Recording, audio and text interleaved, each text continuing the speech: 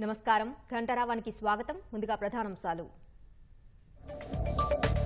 ప్రధానిగా రేపే నరేంద్ర మోదీ ప్రమాణ స్వీకారం. తరలి రానున్న అతిరథులు, భద్రత బలగాల గుప్పెట్లో ఢిల్లీ.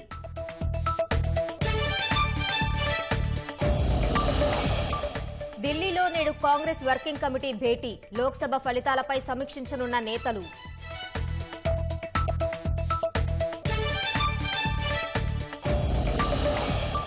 సిడబ్ల్యూసీ భేటీలో పాల్గొననున్న ముఖ్యమంత్రి రేవంత్ రెడ్డి. నామినేటెడ్ పోస్టుల భర్తీపై అధిష్టానంతో చర్చించే అవకాశం.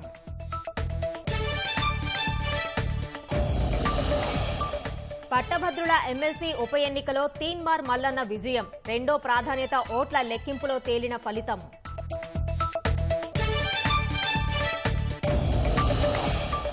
రాష్ట్రంలో నేటి నుంచే టీచర్ల బదిలీలు, పదోన్నతులు. 18,495 మందికి దక్కనున్న ప్రమోషన్లు.